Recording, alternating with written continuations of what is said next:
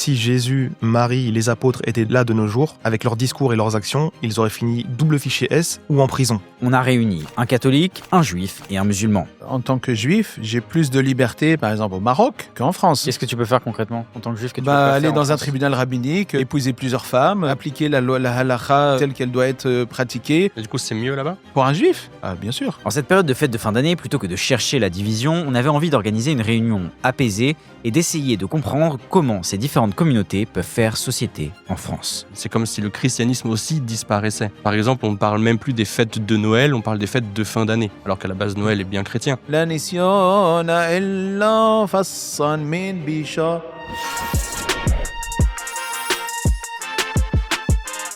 Salut, c'est Anto et bienvenue dans ce nouvel œil pour œil, le format de débat du crayon. Des invités s'affrontent face à face avec devant eux plusieurs cartes qui détermineront les thèmes et les formats de l'émission. Chaque carte impose un temps précis que les invités devront respecter. J'ai déjà douté de ma foi. Faux. Faux. Jamais. J'ai été élevé dans la foi. Faux. Vrai. Vrai et faux. On m'a déjà jugé ou mal parlé à cause de ma foi. Faux. Ouais, être attribué à des scandales qui sont liés à la religion, surtout pour des idées reçues. Être traité de sale juif plusieurs fois. Ouais. On peut croire sans pratiquer. Vrai. Faux, mais Vrai. Il faut avoir une lecture littérale des textes. Vrai. faux, ça dépend lesquels. Faux. La laïcité est essentielle à la France. Faux. Faux. Ça dépend quelle laïcité, mais dans la vraie laïcité, vrai. Les religions se ressemblent plus qu'on ne le pense. Vrai. Vrai dans la forme, faux sur le fond. Faux dans la forme et vrai sur le fond. Il y a des extrémistes dans toutes les religions. Vrai. Vrai. Vrai. Il n'existe qu'une seule bonne manière de prier. Faux. Faux. Faux dans le sens qu'il y a plusieurs communautés, chacun a reçu une façon de prier, donc c'est faux. Les religions devraient évoluer avec leur époque. En vrai et faux. Alors, vrai, mais dans la cohérence de la religion. Ouais, c'est ça, voilà. Ce qui est le cas de la Torah, parce que la Torah est vivante. Faux, la religion dit quelque chose de vrai qui peut être rendu audible à chaque époque, pour chaque époque. Dieu aime tout le monde. Vrai. Faux. Il aime tout le monde, mais il n'aime pas les actions de tout le monde. Ce que tu fais compte plus que ce que tu crois. Faux. Ce que tu crois influence ce que tu fais. Je pense qu'on est surtout jugé par nos actes. Je pourrais être ami avec les personnes à côté de moi. Vrai. Alors, c'est pas je peux, on l'est déjà. On se connaît à peine pour certains, mais Oui. c'est vrai qu'avec le rabbin, je le connais depuis assez longtemps déjà. Je pourrais prier avec les personnes à côté de moi. Oui, vrai. Faux.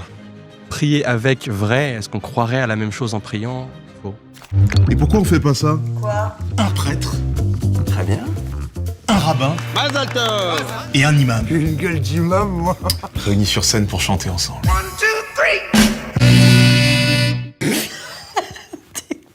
Non mais je rigole pas là.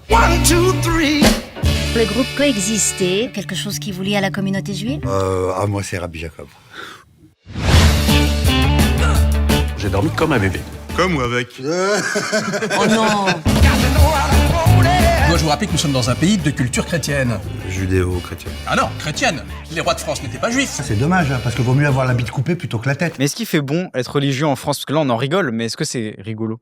La laïcité est une structure qui permet de protéger toute pratique religieuse. Donc en France, c'est un pays où il est bon de pratiquer sa religion parce qu'on n'est pas embêté, en théorie, de pratiquer sa religion. Maintenant, de facto, il y a quand même un certain...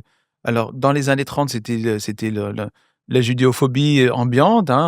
C'était compliqué d'être juif parce qu'il y avait une tradition. Il y avait même un journal qui s'appelait l'Antisémite. Enfin, je veux dire, il y avait c'était compliqué. Et maintenant, de nos jours, c'est l'islamophobie. Donc, voilà, c'est difficile d'être musulman dans certains... Voilà, par exemple... Une jeune fille voilée qui va à l'Assemblée justement pour apprendre comment ça marche la démocratie dans ce pays. Elle se fait, ça fait une problématique alors qu'il ne devrait pas y avoir. Ça veut dire, on a une liberté de culte en tant que citoyen dans ce pays. Et alors, tant mieux. Maintenant, le problème, c'est un problème qui vient de la Révolution française avec l'anticléricalisme. Donc, il fallait se libéré de la mainmise de l'Église catholique. Et donc, chez nous, on dit quand le balancier est trop d'un côté, il y a un mouvement symétrique trop de l'autre. Maintenant, donc, et ce mouvement de balancier au niveau des sociétés, ça, c'est sur plusieurs siècles. Shalom alechem wa rahmatullahi wa barakatuh, que la paix, la miséricorde du Seigneur et sa bénédiction soient sur vous tous. Donc moi, je suis Gabriel Agaï, je suis rabbin de formation, je suis père et grand-père et je suis essentiellement spécialiste du judaïsme mystique. Alors Dieu, c'est l'un, c'est l'unique, c'est l'absolu, c'est le tout immanent, le tout transcendant, c'est notre nature ultime.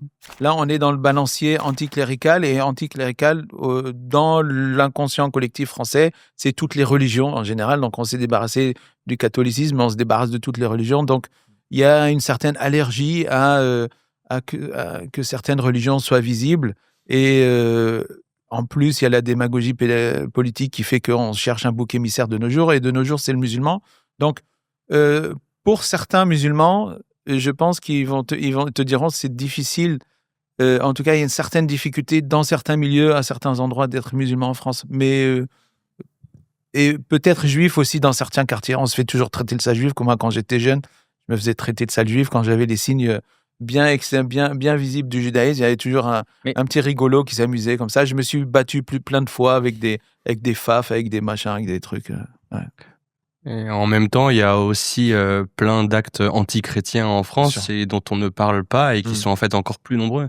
Je m'appelle Victor, j'anime la chaîne Le Cateau de Service sur les réseaux sociaux et depuis un peu plus de 6 ans, j'étudie les religions. C'est un sujet qui me passionne. Dieu, pour moi, c'est le créateur de toutes choses, qui aime tellement sa créature et qui nous aime, nous, qu'il a voulu, pour ne pas qu'on se perde, nous, dans sa recherche, se révéler à nous et se révéler pleinement, donc, en devenant l'un de nous, c'est-à-dire Jésus-Christ. Il a tellement aimé sa créature que pour pas qu'on se perde, ceux qui croient en lui peuvent avoir la vie éternelle. C'est ce que dit Jean 3,16. Après, c'est un peu compliqué de nos jours, selon moi, parce que certes, on peut vivre sa foi, mais chez soi. Et ça, c'est un problème, parce qu'en fait, ça brime complètement les religieux. Parce qu'en fait, la foi, il faut bien le comprendre, en tout cas pour... non, je pense que c'est pour les trois. La foi, c'est l'intérieur, mais c'est aussi l'extérieur. Et c'est l'intérieur, certes, en apparence pour nous, et en extérieur, ce qu'il y a dans nos cœurs et ce qui se reflète dans nos actions, nos langues, etc., et nos paroles. Mais par contre, il y a aussi l'intérieur de nos maisons et il y a l'extérieur de nos maisons. C'est-à-dire que nous, la religion ne s'arrête pas dès qu'on passe la clé de la porte. Je m'appelle Karim El Hanifi, je suis spécialisé dans le domaine des religions comparées, à savoir le christianisme, le judaïsme et l'islam. Dieu, pour moi, c'est simple, c'est le créateur de toutes choses. C'est l'origine, l'original. Et pour nous, c'est vrai qu'on dira que c'est le seul et unique Dieu, sans associer aucun, que ce soit dans sa divinité, dans sa seigneurie, dans ses noms et attributs ou autres. Donc en gros, c'est le seul et l'unique. Donc ça, c'est vraiment très compliqué pour nous, c'est vrai, de se dire que par exemple, je vais au travail, je ne peux pas prier quand je suis au travail, par exemple. Moi, par exemple, dans le métier que je fais actuellement, je suis obligé de me cacher pour prier, alors que pourtant, ça prend que 3 minutes dans toute ma journée par rapport à mes horaires de travail, où une des prières est comprise, parce que je travaille de nuit. Et c'est vrai qu'on pourrait aménager certaines choses pour qu'on puisse, entre guillemets, tranquille, et pour tout le monde, il n'y a pas forcément que pour les musulmans. En gros, on pourrait améliorer le vivre ensemble religieux et spirituel. Et je rejoins un petit peu ce qu'a dit aussi, ce qu'ont dit tous mes deux compères de dialogue. Il y a des actes islamophobes, christianophobes, judéophobes et autres, de toute façon, dans un pays. Il faut essayer de faire avec, on n'a pas trop le choix pour l'instant, mais on le subit d'une certaine manière. C'est vrai qu'on parle de l'islam H24 dans les médias, surtout depuis une bonne dizaine d'années. On espère que ça change. On espère que ça change parce que c'est vrai qu'on en parle parce qu'il y a aussi des erreurs de notre communauté qui amènent à cela. Et on en parle aussi parce que il y a des gens qui ne veulent pas voir cette... parce que c'est vrai que après, je vais recéder la parole, mais le musulman, il est un petit peu embêtant parce qu'en fait, les gens veulent absolument la laïcité, mais nous, on veut citer Allah. Et c'est ça, justement, la grande différence. On est toujours, nous, en tant que religieux, on est toujours en train de vouloir partager la parole avec les autres, vivre notre foi naturellement, etc. Et c'est vrai que ça pose des problèmes. Et quand on veut se débarrasser de son chien, on l'accuse d'avoir la rage. Je vous arrête 2 secondes. Si vous aimez ce format, pensez à vous abonner dès maintenant pour ne rien rater des prochains œil pour œil. Mais je vais juste donner l'exemple. Par exemple, il y avait une sorte de pacte républicain avec les religions, par exemple, avec le judaïsme. Par exemple, les piscines municipales, il y avait toujours des heures pour les femmes. parce que nos femmes aussi, on se mélange pas avec les hommes. Donc les femmes religieuses, dans notre religion, elles se couvrent les cheveux et se montrent pas aux hommes en maillot de bain. Donc elles préfèrent avoir des horaires de piscine séparés et ça posait aucun problème. Et les musulmans qui sont arrivés, ils ont profité de ça, bien évidemment, les musulmanes. Donc, mais avec cette nouvelle mode de l'islamophobie, on a dit maintenant on peut plus avoir d'heures mixtes parce que voilà, c'est les musulmanes qui. Mais je vais dire mais non, mais il y a pas d'ailleurs ni que les juives religieuses ou les musulmanes religieuses qui profitent de ça. Il y a les femmes aussi qui ont certains complexes, qui veulent pas se montrer devant les hommes, qui ont subi les choses et qui aimeraient bien avoir des heures de piscine non mixtes. Donc voilà, il y a un petit peu ces choses-là. En théorie, tout est là pour que ça se passe bien. Mais en pratique, il y a de la mauvaise foi et ça se passe pas aussi bien que ça. Tu sais, j'ai vécu en Belgique et ils font par exemple des salles de sport que pour femmes là-bas. Je sais même pas si ça existe en France, mais en tout cas là-bas, j'ai vécu pendant plus de 10 ans. Et il y a plein de femmes qui sont non musulmanes, non juives et qui vont là-bas parce qu'elles en ont marre d'être toujours regardées dans les salles de sport ou embêtées ou draguées, etc. Donc, t'as pas beaucoup parlé, je te laisse peut-être la parole sur le temps. Sur ce sujet, honnêtement, je pense qu'on dit le principal. J'ai l'impression qu'il y a effectivement une forme de rejet des religions au sens général, sous prétexte d'une rationalité, sous prétexte d'un anticléricalisme qui s'étend en fait à toutes les religions. Il y a aussi des actes qui sont faits, c'est vrai, en majorité par la communauté musulmane qui, on va dire, à destination des chrétiens, je ne sais pas comment formuler les choses autrement, et qui, malheureusement, font en quelque sorte, jettent de la boue à tous les musulmans en même temps de France. J'ai l'impression que le problème, il est juste plus profond et que c'est une forme de négation de notre spiritualité elle-même. On ne veut plus être spirituel, on renie ça. Il y a même des études qui ont été faites, il me semble, sur est-ce que les gens se disent croyants ou pas. Et il y avait même, ça a été pas mal médiatisé, où il était dit que 51% de Français se disaient athées. Et en même temps, parmi les gens qui se disaient athées, il y en a plein qui croyaient en des esprits, en des rêves prémonitoires, etc. Donc en quelque chose de spirituel, qui est par définition incompatible avec les gris.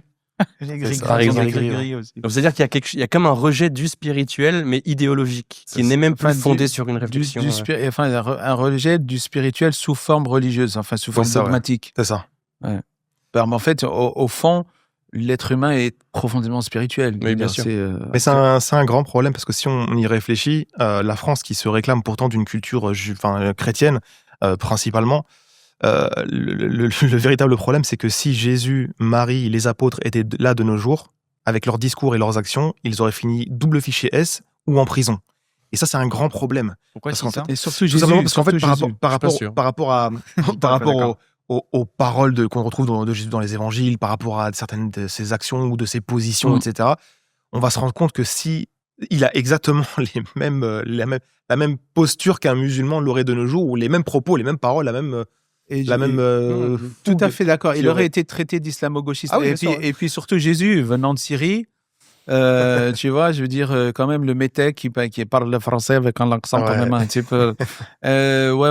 mal vu. Victor, après, s'il était en France, peut-être qu'il parlerait parfaitement le français. Mais en fait, je ne crois pas qu'ils soient tous fichés S. Si Marie était là aujourd'hui, Marie, dans l'évangile, elle est quand même très douce. En gros, c'était une petite... Les apôtres auraient peut-être été accusés de faire du prosélytisme à outrance, mais en fait, ils auraient eu des miracles pour les défendre, donc je sais pas. Il n'y a plus de miracles aujourd'hui ? Ah si, il y en a, tous les jours. En fait, on ne prend même plus la peine de les regarder. Je pense que si on les regarde, les miracles, on en voit. Toutes les semaines, je vais dans une église, il y a une prière des malades, il y a des gens qui viennent malades, qui repartent guéris. J'en ai vu. Je vois quand on prie des gens qui guérissent. Tout le temps. Le simple fait d'être en vie, c'est un miracle aussi. Oui, les miracles, des choses où Dieu transcende la création, ça n'y a pas de problème. Le fait même, ne serait-ce que la création en tant que telle, c'est déjà un miracle en tant que tel. Pas dans le sens où ça brise une rupture des choses naturelles, mais dans le sens que cet enchevêtrement de choses qui ont donné ce que nous sommes actuellement, c'est miraculeux. Le miracle, c'est souvent sous forme de synchronicité un petit peu bizarre. Oui. Est-ce que les clichés qu'on voit là dans la vidéo, ils ont une part de vérité ? Non, moi, je veux dire, personnellement, ça tient qu'à moi, mais je déteste ce genre de film. Ah, ok. Ouais, tout simplement parce qu'en fait, c'est, entre guillemets, se foutre de la religion. Un peu, ouais. Se foutre des religieux. Voilà, on parle mal, on dit des insultes, on C'est- rigole sur tout et n'importe quoi. C'est très moqueur. C'est très, très on moqueur. ironise quelque chose qui, au fond, renvoie à du sacré, quoi. C'est ça, exactement. Donc, On utilise tous les c'est même très pensifs, grave, hein, chez nous. tous les Ouais. préjugés des religieux pour se moquer.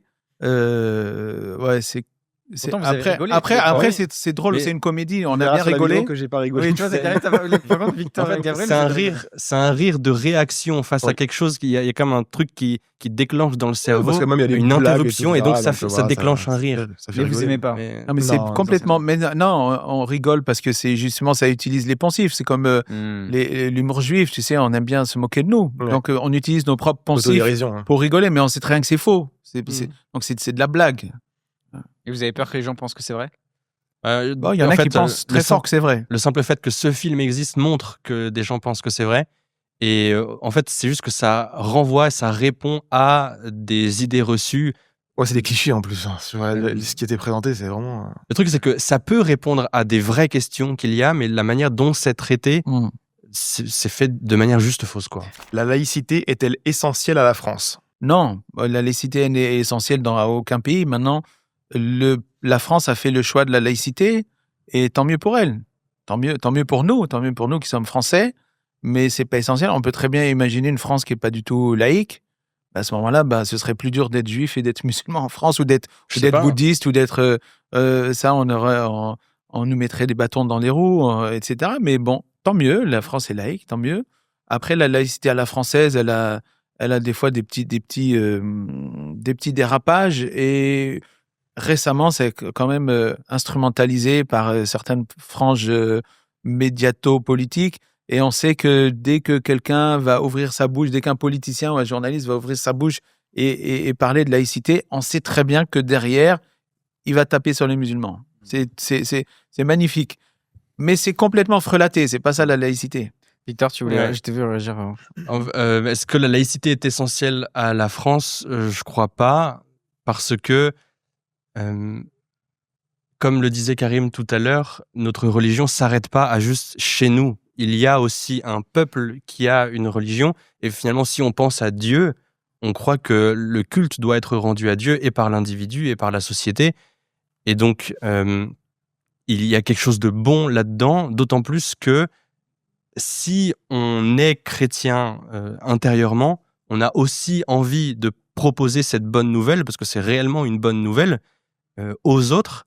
Et surtout, si on pense à ce qu'est l'État, il garantit finalement l'unité entre les gens, et il garantit aussi, il est censé être le garant du bien de chaque personne qui compose en quelque sorte la nation. Et le bien par excellence pour un chrétien, c'est le paradis. Et donc, viser le paradis est pour un État ce qu'il devrait, comment dire, viser le paradis, c'est ce que devrait permettre un État Paradis- si on pense paradis à... après la mort ou paradis ici-bas? Mais le paradis, mais après la mort, qui commence déjà ici. Jésus dit, le royaume des cieux est au-dedans de vous, mais c'est une préparation au royaume des cieux éternel, le bien, la perfection absolue, le bonheur parfait, le paradis d'après la mort. Effectivement, il y a le passage. Mais en fait, je crois que si l'État s'interdit toute religion, ou choisit de se séparer d'un culte rendu à Dieu, en fait, il se renie lui-même en tant qu'il ne respecte plus son premier devoir, qui est de mener les citoyens vers leur bien premier, qui est la recherche du paradis. Mais ça, j'entends ce que tu dis, mais à ce moment-là, ça fait l'État devrait choisir une religion. Mais il peut y avoir, en fait, simplement le fait de pouvoir reconnaître en fait, qu'il y ait la religion. La France était chrétienne depuis déjà très longtemps, et donc il peut tout à fait y avoir une écoute des autres religions, qu'il n'y ait pas de combat envers les autres religions. Mais en fait, le simple fait de vouloir se séparer de toute religion arrive à ce qu'on expérimente aujourd'hui, c'est-à-dire un rejet de toutes les religions, qui n'est plus une mise en avant de toutes les religions sur un pied d'égalité, mais un rejet de toutes. Après, il y a des départements en France qui ont le concordat, donc on parle de système de laïcité, et ça fonctionne très bien. Donc, c'est pas essentiel à toute la France.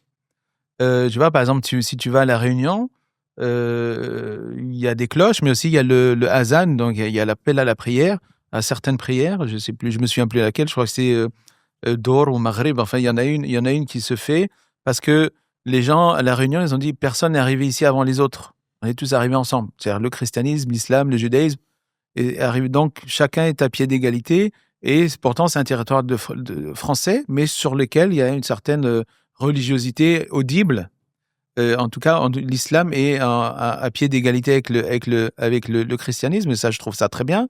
En Alsace-Lorraine, le Concordat, ça fonctionne très bien. En Belgique francophone ou en Suisse, où il n'y a pas du tout la laïcité à la française, ça fonctionne très bien pour les religions. Donc, on peut très bien imaginer quelque chose de non essentiel, une autre forme de laïcité à la France que la laïcité actuelle, dans laquelle les religions seraient reconnues. Moi, j'écoute ce que tu as dit et j'aime bien tes arguments. Ok. Je ne sais pas si en fait on arriverait, juste une dernière idée, mais j'ai l'impression que quand on met en avant toutes les religions, effectivement, ça peut fonctionner très bien. J'ai l'impression, malheureusement, qu'il y a quand même une question plus profonde, c'est que malheureusement, dans ces cas-là, c'est comme si le christianisme aussi disparaissait. Par exemple, on ne parle même plus des fêtes de Noël, on parle des fêtes de fin d'année, alors qu'à la base, Noël est bien chrétien. Ou on parle des plaisirs d'hiver et plus des marchés de Noël. Mais ça, c'est la société qui devient séculaire. Mais c'est ça. Les fêtes de fin d'année, c'est quand même les fêtes de Noël. Oui. C'est comme les vacances du printemps, c'est les vacances de Pâques, etc. Donc, enfin, je veux dire, c'est quand même resté très, très... quand on vient de l'extérieur, malgré un vernis de pseudo-laïcité, c'est quand même très, très chrétien quand même. C'est bien qu'avec le temps, quand on arrête de nommer les choses, elles disparaissent aussi dans l'idée. Quand même. Après, pour moi, la laïcité, en fait, elle sert dans un sens aux croyants, comme vous l'avez souligné. Mais par contre, elle sert beaucoup plus aux incroyants. C'est-à-dire qu'en gros, étant donné que les gens sont, en France en tout cas, principalement soit athées, agnostiques, déistes, les croyances New Age ou autres, ou alors des religieux qui n'ont plus de rapport du tout avec leur religion, et ça c'est même majoritaire au sein de la religion chrétienne, surtout qui est majoritaire en France. C'est vrai que les chrétiens ont depuis, sûrement en partie à cause de la laïcité, ont un recul par rapport à leur pratique religieuse ou même leur rapport avec la religion. Et c'est pour ça que maintenant on voit un réveil. On voit un réveil chrétien, on voit même un réveil juif, un réveil musulman. Les gens reviennent à la religion et souvent c'est ça qui pose problème, puisqu'en fait on s'est habitué à un modèle pendant un siècle où il y avait une religion qui était vraiment couverte. Et de nos jours, les gens, comme ils reviennent, on les voit beaucoup plus apparents. On voit beaucoup de voiles. Mais en fait, c'est pas parce qu'il y a plus de musulmans, c'est juste qu'en fait, c'est des gens qui commencent à repratiquer leur religion. Et c'est comme ça même pour les chrétiens qui maintenant affichent des croix, bref, il y a tout un problème de fond par rapport à la laïcité qui ne va vraiment que dans un sens, c'est de brimer au maximum les religieux et les religions et de ne leur laisser qu'une narine au-dessus de l'eau pour pouvoir respirer un petit peu et pratiquer ce qu'ils veulent, vraiment dans des limites très restreintes. Et pour terminer, il y a, comme tu as dit, discrète aussi, ouais. Pour terminer, je pense que c'est toi, Antonin, qui avait souligné le modèle britannique, qui est un modèle, c'est vrai, qui ressemble beaucoup au modèle de l'Empire romain lorsque les Juifs étaient là, ou même lorsqu'il y avait Jésus et les apôtres. C'est un modèle où, en fait, on te laisse l'autogestion de ta propre religion tant que tu ne débordes pas les limites. C'est-à-dire tant que tu ne vas pas contre l'État, tant que tu ne vas pas fomenter des complots pour pouvoir faire un coup étatique ou autre, tu peux faire ce que tu veux. Tu as des tribunaux religieux qui sont là, tu as une vie religieuse complète. Tu peux avoir ton voile dedans, dehors, tu peux manger caché, retrouver des endroits pour même, tu fais ton abattage rituel tout seul. Enfin bref, tu as tout ce que tu peux espérer dans une religion, tu l'avais. Et les Britanniques ont cette chose-là. C'est les anglo-saxons en général. Ouais, voilà. Donc, dans l'Empire romain, je trouve ça pas mal, moi. Tout leur pouvoir. Oui, c'est pour ça que je parlais de. En gros, il y a certaines choses où on ne pouvait pas, si on dépassait pas certaines limites. Mais comparé à ce qu'on a comme modèle en France, la différence, elle est vraiment, vraiment, vraiment grande. Et moi, j'ajoute de l'eau à ton moulin, c'est que en tant que juif, j'ai plus de liberté, par exemple, au Maroc. Ouais. En tant que juif, plus de liberté de pratiquer ma religion au Maroc qu'en France. En France, pays laïque, soi-disant, où il y a une liberté de religion, Maroc est un pays musulman dont la charia fait partie de la loi. Moi, j'ai plus de liberté en tant que juif. Qu'est-ce que tu peux faire concrètement en tant que juif que tu peux pas aller faire dans un tribunal rabbinique, épouser plusieurs femmes, appliquer la loi, la halakha telle qu'elle doit être pratiquée, obliger quelqu'un qui est pas bien dans ma communauté selon ma loi religieuse, alors qu'ici on peut pas. Ouais. Et du coup, c'est mieux là-bas ? Pour un juif ? Ah, bien sûr. Ça choque en France que quelqu'un soit marié avec plusieurs femmes, mais en même temps, ça choque pas du tout que quelqu'un ait à la fois soit marié et en même temps ait plusieurs maîtresses, parce que c'est culturel et c'est accepté dans la culture. Dans la polygamie, c'est un mariage je veux dire, avec les sacrements du mariage. Donc l'homme a plusieurs partenaires sexuels, mais ils sont toujours dans le contexte d'un sacrement de mariage. Donc j'allais dire, c'est licite, c'est même sacré. Alors que quand quelqu'un a plusieurs maîtresses, c'est hors mariage et c'est quelque chose pour nous qui est de la fornication, c'est quelque chose qui est illicite. Il n'y a rien de sacré dedans, au contraire, on est plus dans les pulsions sexuelles qu'autre chose. Donc c'est intéressant de voir que quelque chose qui pour moi est moral est considéré comme amoral en France, alors que quelque chose qui est accepté en France pour moi est complètement immoral. Donc je l'ai dit exprès, je savais que j'allais choquer, mais le but c'est justement d'éveiller un petit peu pourquoi nos structures mentales sont comme ça. Par contre, voilà, faut distinguer, parce qu'en fait, souvent, les gens, ils disent, ouais, mais pourquoi tu vas pas vivre dans tel endroit? En fait, le problème, c'est que les gens oublient très souvent que en France, on a un confort qu'on va pas avoir ailleurs. On a une façon de vivre qu'on n'aura pas ailleurs, etc. Donc, c'est mieux de rester dans un pays comme celui-ci pour pouvoir y vivre. Mais par contre, si tu veux vivre pleinement ta foi, c'est vraiment pas en France que après, tu auras c'est économique la aussi. meilleure- je veux dire, la meilleure chose. Oui, voilà, c'est ça. on vit bien là où on peut. Donc, ça. mais des fois, là où on peut vivre, c'est pas là où on aimerait vivre. C'est ça. D'où l'immigration. Je veux dire, personne n'émigre de chez soi par plaisir. Je veux dire, on préférerait vivre dans notre culture, dans notre société, là où on a grandi, là où on a tous les codes, plutôt que d'aller s'exiler dans un pays qui n'est pas le nôtre. Mais malheureusement, économiquement, des fois, on est obligé. Est-ce que la laïcité, elle permet pas quand même justement se vivre ensemble par rapport à des cultures qui peuvent être très différentes de ce qui peut être originellement en France? Je pense, là, pour réagir à ce que tu disais, Gabriel, tu disais, je peux aller au Maroc, je peux avoir plusieurs femmes. Pour un Français, c'est de culture, on va dire, judéo-chrétienne, pour reprendre ce qu'il disait là, c'est assez déroutant de se dire. qu'on peut Justement, avoir plusieurs femmes. judéo-chrétienne, dans la culture juive, on peut avoir plusieurs femmes. Bah, en Surtout France, chez les en tout cas, séfarades. ça fait. Oui, je plusieurs- sais, moi j'ai bien compris. Non, oui. mais c'était. Mais je veux dire, mais en France, c'est ça qui est très drôle. C'est-à-dire que si ça doit passer par le mariage, c'est complètement je veux dire, Interdit, ouais. moralement interdit. Mais par contre, quelqu'un peut être marié, tromper sa femme, avoir plusieurs amantes, etc. Et ça pose aucun problème. Alors que moi, moralement, non. Moralement, c'est quand tu es marié, tu respectes ton mariage. Par contre, on peut se marier avec plusieurs épouses. Et là, c'est dans les règles de chaque épouse, c'est dans les règles un sacrement du mariage, etc. Donc, je veux dire, quand c'est fait de manière morale, moi, j'ai aucun problème moral. Quand c'est fait de manière immorale, j'ai un problème moral. Ben, c'est pas comme ça que les Français, on juge pas la moralité à la même, on n'utilise pas la même aune pour juger la moralité. Mais en tout cas, ma moralité, c'est pas celle-là. Aux yeux du non-religieux, effectivement, il y a des choses qui peuvent sembler morales ou immorales. Aux yeux d'un chrétien aussi, un mariage polygame, c'est aussi une immoralité. Donc, je comprends. il y a un héritage de cette France chrétienne dans la société actuellement. C'est pour ça que nos rabbins, au Moyen-Âge, à partir dès le 8e siècle, on dit en pays chrétien, on ne pratique pas la polygamie. Par respect pour la culture dans laquelle on est. Donc ça, avant même la laïcité. Oui, C'est pas la laïcité qui c'est-à-dire que nous, on doit quand même respecter la culture qui nous accueille. C'est la moindre des choses. Vous vous sentez accueilli, je parle du coup principalement pour Gabriel et Karim, avec votre religion, vous vous sentez accueilli, vous ne sentez pas que la France Alors moi, aussi...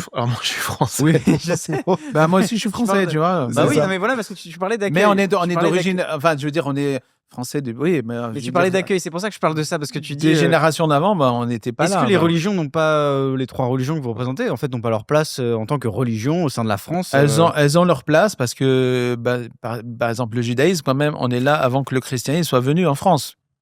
C'est-à-dire que les communautés juives, elles sont là depuis que les comptoirs phéniciens sont arrivés, depuis que les comptoirs grecs aussi. Donc, à Marseille, il y avait une Massilia, l'ancienne Massilia, il y avait aussi une vieille synagogue déjà en 300 ou 400 ans avant Jésus-Christ, tu vois. Donc, ouais, il y avait déjà des Juifs depuis l'Empire romain, avant que l'Empire romain devienne chrétien. Donc, la France, oui, on a aussi notre place en France. Maintenant, on a toujours été très, très minoritaire. Donc, c'est pour ça qu'il faut toujours mettre un bémol quand on dit culture judéo-chrétienne. Non, c'est culture chrétienne qui a une base juive, mais le judaïsme n'a jamais influencé l'Europe. Parce jamais, que jamais.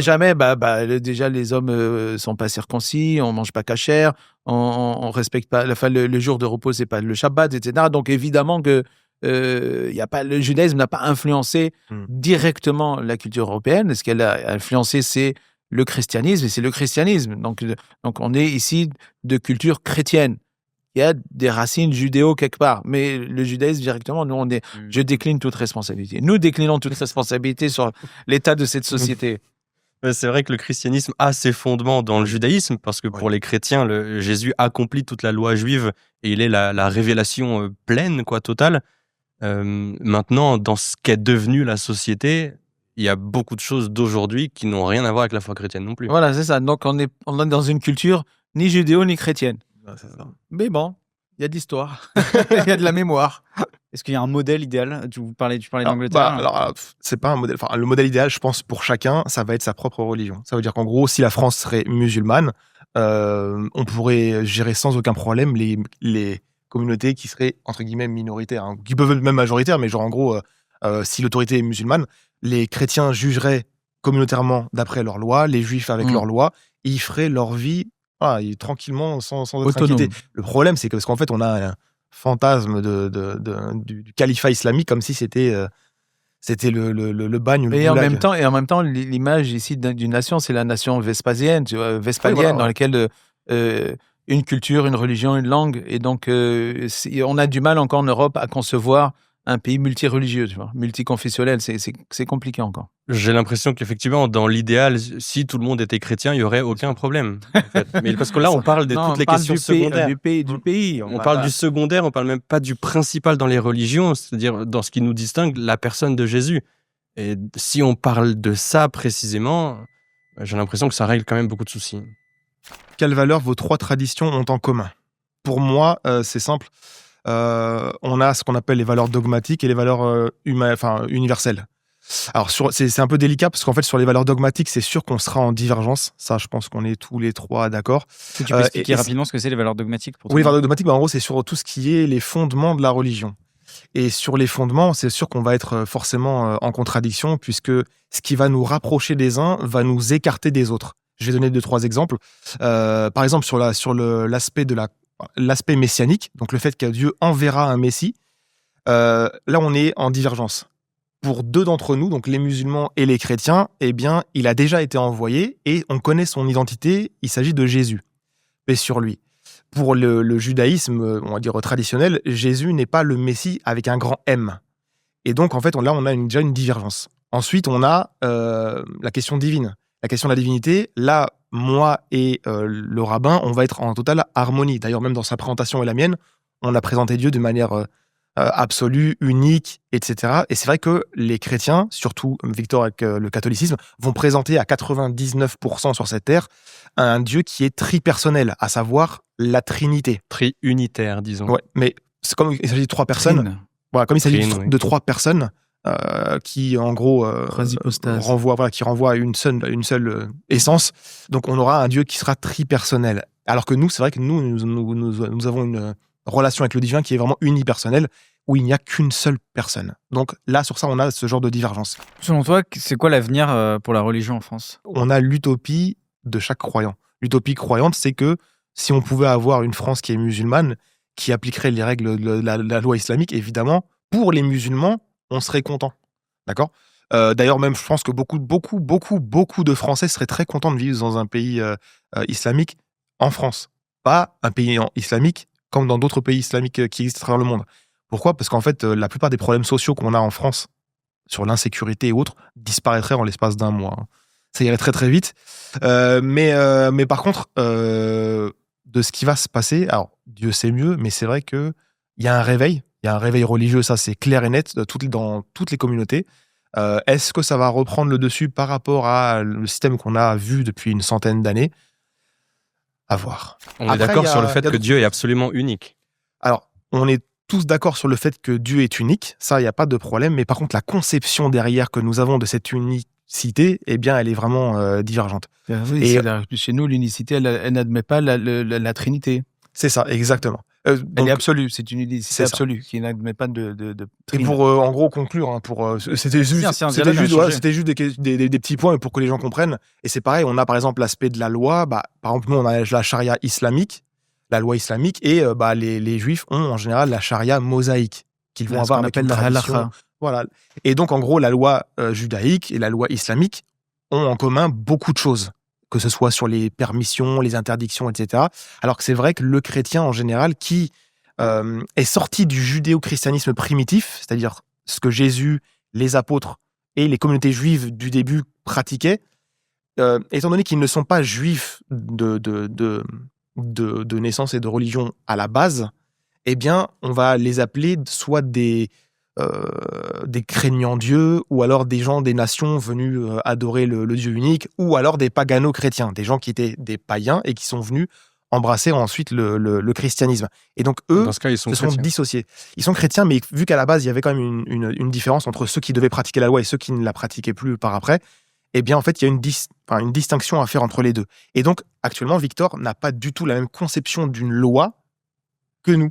Parce que nous, on a vraiment un aspect très légaliste entre le judaïsme et l'islam. C'est vrai, Victor? Ils sont très... On a toujours une loi morale qui est bien donnée sûr. par Dieu et à laquelle on obéit, ça c'est sûr. On croit aussi en ce que dit Jésus, c'est-à-dire je vous donne un commandement nouveau, c'est de vous aimer les uns les autres. Et du coup, il reprend ce que disaient les textes sacrés juifs, donc ce qu'on appelle nous l'Ancien Testament de la Bible. En fait, la Torah, Nevim, Ketuvim, c'est ce qui est présent aussi dans la Bible. Et Jésus, il dit, donc tu aimeras le Seigneur ton Dieu de tout ton cœur, toute ton âme, toute ta force, etc. Et ton prochain comme toi-même. Il reprend ça et on va dire que cette nouvelle loi sous laquelle on est aujourd'hui, elle répond particulièrement à cette loi de l'amour. Et donc, qu'est-ce que l'amour veut dire? Qu'est-ce qu'il implique?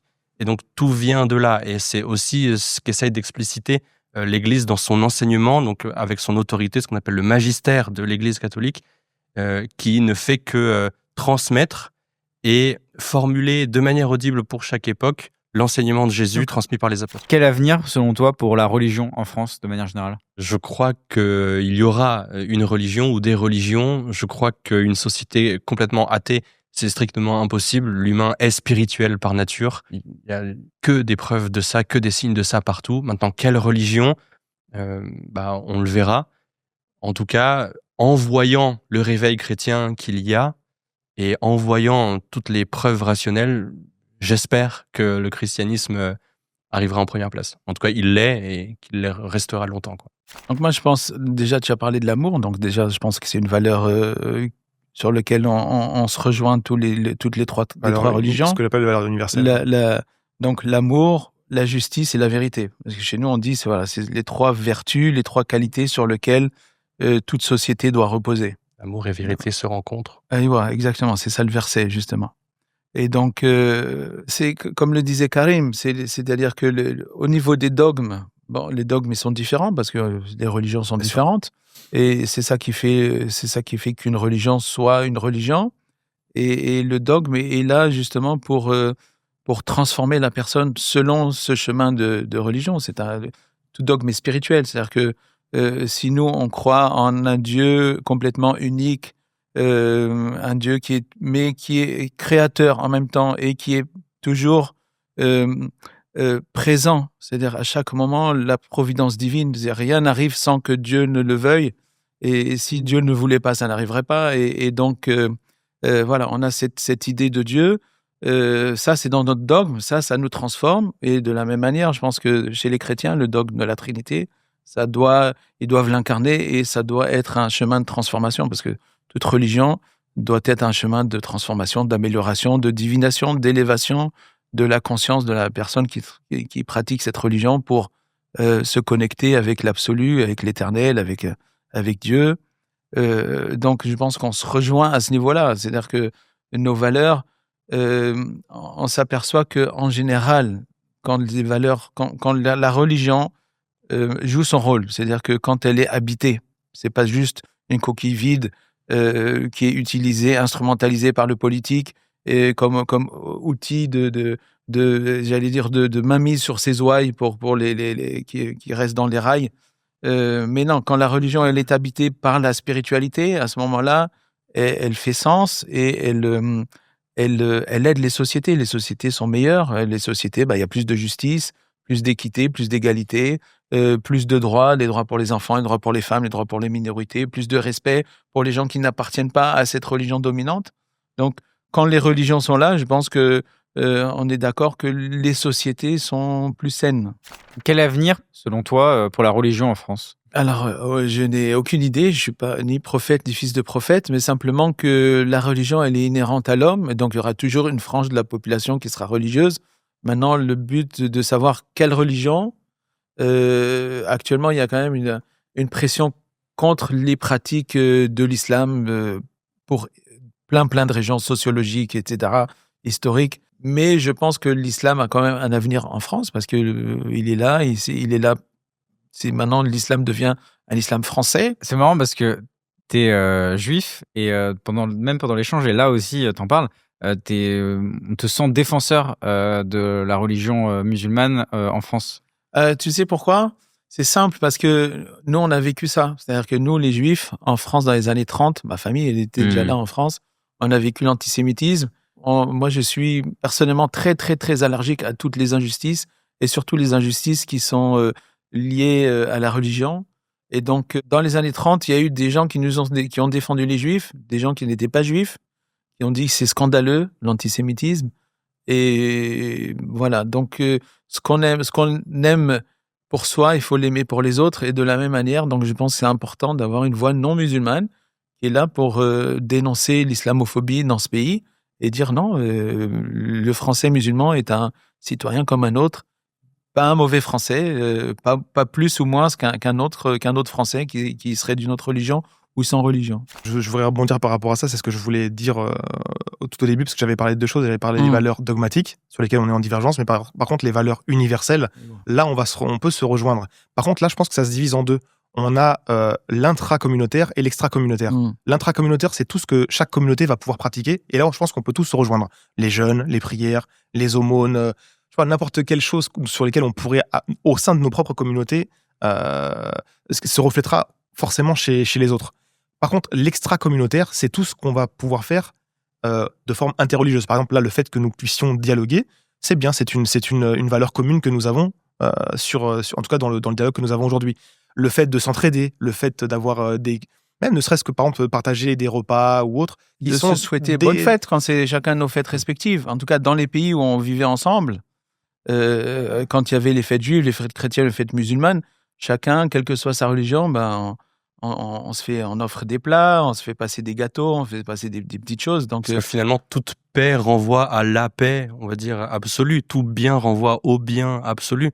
Donc, ce qu'on peut souhaiter comme bien sûr, renvoie au bien suprême qu'est Dieu. Mais en général, c'est le vivre ensemble. C'est-à-dire que le fait qu'on soit bien dans sa religion, c'est-à-dire de facto, on va respecter l'autre. Non seulement on va respecter l'autre, mais on participe aussi.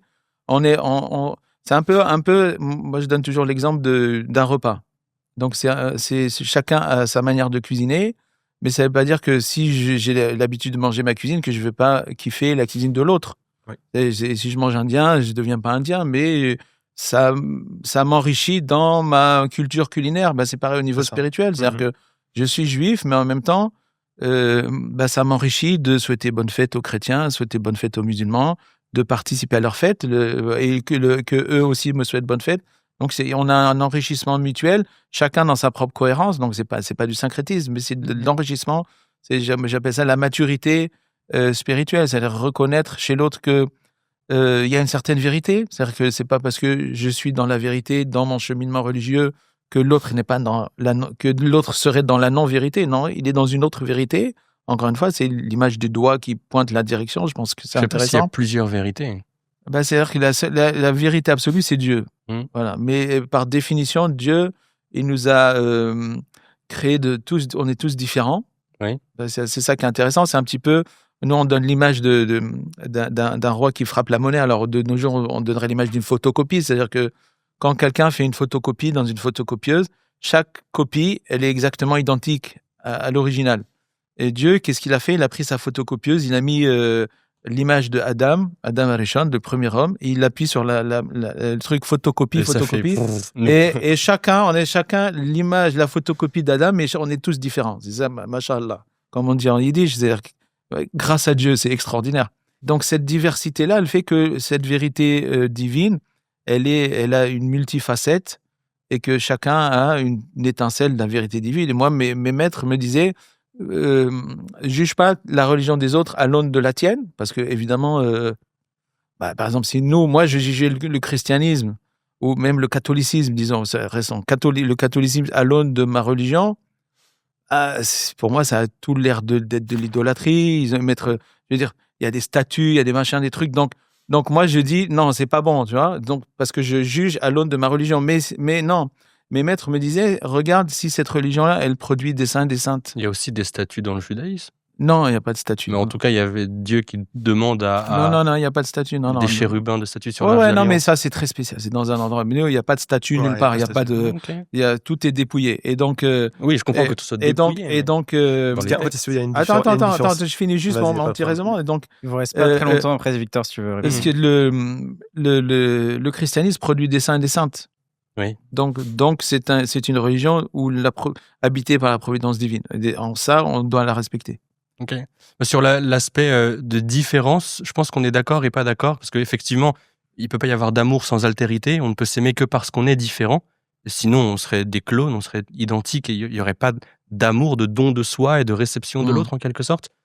C'est là finalement tout ce qu'il y a de beau dans une relation, mais en même temps, c'est ce dont on parlait tout à l'heure, amour et vérité se rencontrent, justice et paix s'embrassent. L'amour implique aussi la vérité. Et s'il y a des différences dans les religions, il faut aussi pouvoir les mettre en lumière. Parce que s'il y a des différences, ça veut dire qu'en fait, on pense que l'un ou l'autre se trompe, ou du moins n'a pas toute la vérité.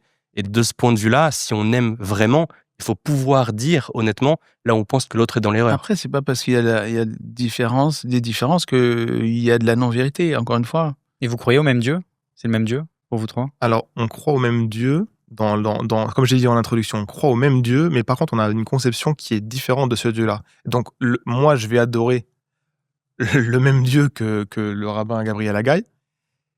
Je vais adorer le Père dans la Trinité de Victor.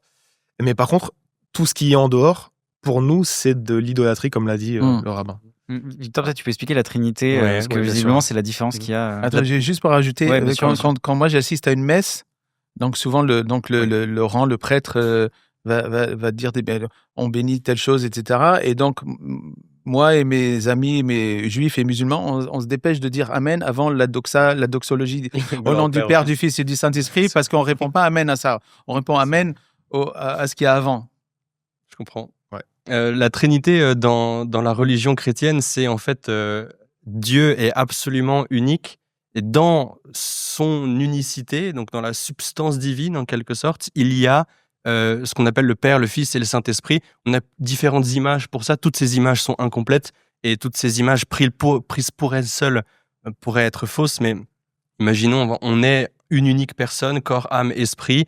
Et on est trois en un, l'univers étant espace matière, trois en un, cette table, hauteur, largeur, profondeur, mais trois en une. Et si on supprime une des dimensions, la table cesse d'exister. Mais après, dans la Trinité, le Père est entièrement Dieu, le Fils est entièrement Dieu, l'Esprit est entièrement Dieu. Et on croit qu'en fait, c'est la manière dont Dieu, de la Torah, s'est révélé. Quand on lit par exemple dans la Genèse 1, l'Esprit de Dieu planait au-dessus des eaux, c'est l'Esprit de Dieu. Quand on croit que Dieu enverra un Messie, on croit que c'est Dieu lui-même qui s'incarne et que c'est en fait la deuxième personne de la Trinité. C'est Dieu est devenu Jésus. Il existe de toute éternité, mais quand il entre dans le temps, il devient Jésus. Et de ce point de vue-là, c'est le Verbe de Dieu. Alors c'est la question que les rabbins, parce que pour nous, c'est important de savoir est-ce que le christianisme c'était de l'idolâtrie ou pas. Parce qu'il y a des lois, on ne peut pas se comporter avec les idolâtres comme on se comporte avec les monothéistes. Oui. Donc les rabbins, au début, quand le christianisme est apparu, et non, quand on tolère tout à fait les polythéistes et les idolâtries, mais bon, après, il y a des choses qu'on ne peut pas faire. Ni polythéiste, ni idolâtre. Oui, justement. Et donc les rabbins, ils voulaient savoir, est-ce que cette religion qui vient d'apparaître, est-ce que c'est de l'idolâtrie ou pas? Donc ils ont discuté avec les pères de l'Église et ils se sont aperçus que les chrétiens étaient profondément monothéistes. Donc pour nous, le christianisme n'est pas de l'idolâtrie pour les chrétiens. C'est-à-dire qu'un chrétien n'est pas un idolâtre. Et donc, on peut commercer. Il y a plein de lois qu'on ne peut pas faire avec les idolâtres, qu'on peut faire avec les chrétiens. Mais pour nous, non. Merci. Pour nous, on ne peut pas être chrétien. Anecdote personnelle. Donc, l'idée, c'est de raconter une expérience, une rencontre ou une étape de votre vie qui a façonné votre rapport à la foi à la spiritualité ou à la communauté religieuse? Moi, pour ma part, la première anecdote personnelle, c'est ma conversion à l'islam. Donc, c'est elle qui a façonné ce que je suis actuellement. Donc, ça remonte à 2002, hein, on est très très loin. Et ensuite, petit à petit, en fait, je me suis intéressé justement à la matière interreligieuse. Et ça m'a permis de rencontrer tout un tas de gens et de communautés. Et je me suis rendu compte que les gens ont vraiment, une fois que les barrières sont retirées, ils ont vraiment envie d'écouter, d'entendre. Et j'ai pu rencontrer tout un tas de personnes qui sont vraiment très gentilles, adorables, etc., de toute confession. Et pour nous, c'est vrai que c'est important, puisqu'en fait, ça nous permet de pouvoir partager notre foi. Et en tant qu'anecdote personnelle, voilà, c'est ce que je fais, on va dire, quotidiennement. Et j'essaie de le faire comme je peux. C'est très instructif. J'aime bien le partage de son interreligieux. C'est vrai que ça change de ce que je fais habituellement, où c'est plutôt de la confrontation ou de la joute verbale théologique. Mais des fois, ça fait du bien aussi d'entendre une sorte de réunion ou des valeurs communes qu'on puisse partager. Et puis surtout, le partager aux gens pour qu'ils puissent aussi savoir qu'il n'y a pas que les côtés négatifs, entre guillemets, des religions monothéistes lorsqu'elles sont réunies. Alors moi, pareil, je suis un acteur connu du dialogue interreligieux et en France et à l'international. Donc je fais partie de plusieurs associations de personnes religieuses et spirituelles qui se rencontreront un petit peu partout dans le monde. Une des belles rencontres qu'on a faites, c'était en Terre Sainte en février 2020, dans laquelle on a été à la fois en Jordanie, donc à Amman, en Palestine, on était à Yericho, et puis en Israël, on était à Haïfa, et on a fait une grande cérémonie interreligieuse sur le Har Megiddo, le mont Megiddo, qui a donné Armageddon, hein, donc c'est-à-dire il a quand même une force symbolique dans notre inconscient occidental, et dans lequel on était plus d'une centaine de personnes de toute confession, de toute religion. Donc il y avait évidemment les grandes religions, le christianisme, l'islam, le judaïsme, of course. On avait du bouddhisme, on avait de l'hindouisme, on avait toutes de l'animisme, depuis l'animisme des aborigènes australiens jusqu'à l'animisme des Esquimaux, beaucoup de chamans, on s'est tous rencontrés, on a fait un grand cercle et on a fait une cérémonie spirituelle sur l'eau pour guérir l'eau du monde à cet endroit-là, qui est un endroit quand même assez... Et voilà. Et ce qui est magnifique, c'est que ça s'est auto-organisé. Il y avait pas de scénario préconçu. Et tout le monde a participé à sa manière. Et c'était intéressant. Après, il y a des oiseaux qui sont spécialisés dans l'eau, des grues, des machins, des trucs qui sont passés au-dessus en disant voilà. Et après, qu'est-ce qui s'est passé? Il y a eu le shutdown. Le Covid est arrivé, le monde s'est fermé et l'eau du monde a été guérie pendant une bonne année. Même dans les canaux de Venise, l'eau est devenue transparente parce qu'il n'y avait plus de bateaux qui circulaient et on a pu voir le fond des canaux de Venise. Donc le Covid, c'est à cause de vous. Donc, en tout cas, je ne sais pas, c'est la volonté de Dieu, mais nous, on a demandé à Dieu de guérir l'eau du monde et on a eu une année, on a eu de l'eau guérie, voilà, moins de pollution, moins de choses. C'était assez extraordinaire. Mais au niveau de l'eau, par exemple, moi, j'habite dans le 19e, le canal de l'Ourcq. Et comme il n'y avait rien, il y avait plein d'oiseaux qui se sont mis à nidifier. On a eu un couple de cygnes qui a fait des œufs sur le pont, en dessous, juste en dessous du pont de Crimée, le pont qui se lève comme ça. Et donc, quand on faisait nos promenades, tous les voisins, on avait un site comme ça et chacun prenait des nouvelles. Il y a eu combien d'œufs ont clos, etc. Les petits signons, comment ils vont, etc. C'était magnifique. Alors, j'ai pensé que l'échange était assez vrai. C'est-à-dire que à la fois Victor et Karim parlent vraiment d'où est-ce qu'ils sont. Il n'y a pas de langue de bois. Pas trop. En tout cas, Karim n'a pas de langue de bois. Victor étale un petit peu plus de catéchisme. Mais c'est normal, c'est son rôle. Sur la manière dont ma foi a alimenté en quelque sorte ou transformé ma vie d'aujourd'hui, c'est le moment où, non pas ma conversion, mais en quelque sorte le moment où j'ai choisi d'être chrétien. J'ai été élevé chrétien, mais c'est le moment où j'ai voulu vérifier cette foi chrétienne pour ne pas suivre juste la religion dans laquelle j'ai grandi, mais pour la choisir. Et donc, c'est ce qui me marque le plus, c'est un moment d'émerveillement que j'ai eu en constatant la cohérence de la foi chrétienne, c'est-à-dire le moment où, en étudiant les religions, donc d'abord, j'ai essayé de mettre l'athéisme et les croyances différentes, essayer de peser ce qui est le plus cohérent.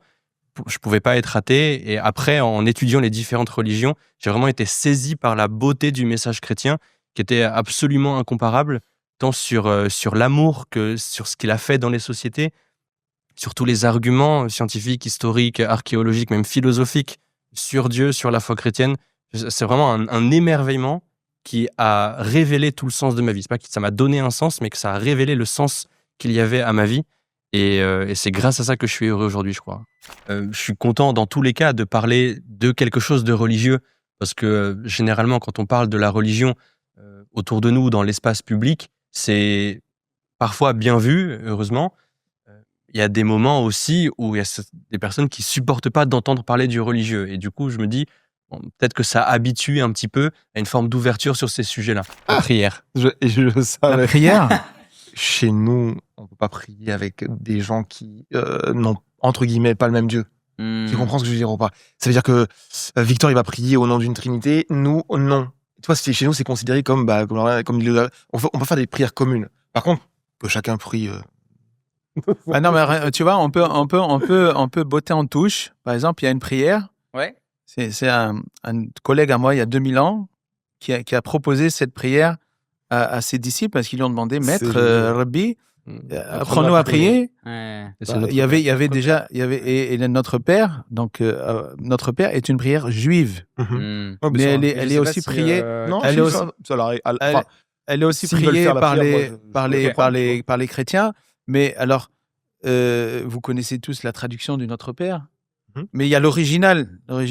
Alors, dans des réunions interreligieuses, souvent on prie ensemble, mais on est ensemble pour prier. Chacun prie à sa manière, propose sa prière à l'autre, et l'autre écoute la prière et se connecte à la prière, mais chacun prie de sa manière. C'est-à-dire que c'est quand un hindou, il va dire Om Burburra Svaha Tatsavitor Varenyam, lui, il vibre, il comprend, mais moi, je kiffe la manière dont et je me nourris de la manière dont il se connecte au divin.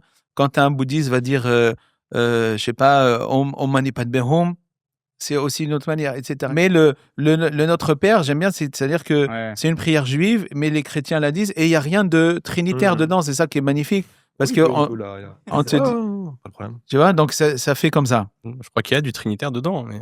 C'était un rabbin juif qui l'a dit, donc c'est juif, il n'y a pas de problème. C'est Dieu lui-même incarné qui il y a pas l'enseigne.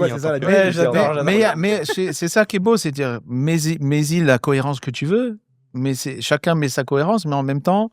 Mais dans ce cas-là, ici, les mots sont bons, tu vois, parce que quand tu dis Avun devishmaya lasqaddashamor tise malkusor lehwa savyanor eikhanna devishmaya av bar'a sur la terre avlan lahma de sunqanan yomana wajvoq lan havan eikhanna dav hanan shabaqan lahayyavan wala sa'alalan لا نسيان إلا فصا من بيشا مطول ذي لخي ملكوسة وحيلة وسجبحتا لعالم عالمين آمين.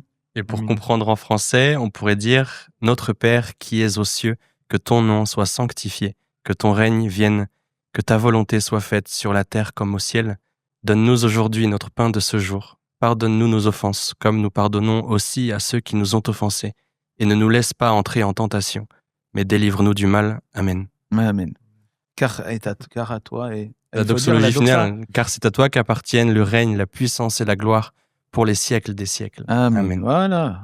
Matthieu chapitre 6 pour ceux qui veulent la référence. Voilà, c'est ça. On sent le théologien. Voilà. Alors, il y a une belle prière aussi qu'on appelle l'ouverture. C'est une prière qui ouvre. Ok. Bismillahirrahmanirrahim. الحمد لله رب العالمين الرحمن الرحيم مالك يوم الدين إياك نعبد وإياك نستعين اهدنا الصراط المستقيم صراط الذين أنعمت عليهم غير المغضوب عليهم ولا الضالين آمين. Voilà. Le premier chapitre du cours. Merci d'être resté jusqu'au bout. Nous on revient dès jeudi prochain avec un nouvel œil pour œil et dès ce lundi avec le format de débat seul contre tous. Et si vous êtes trop impatient, vous pouvez d'ores et déjà regarder nos autres émissions qu'on a déjà publiées sur la chaîne. On vous met des suggestions à l'écran qui peuvent vous intéresser. Pensez bien à liker la vidéo avant de partir. Salut.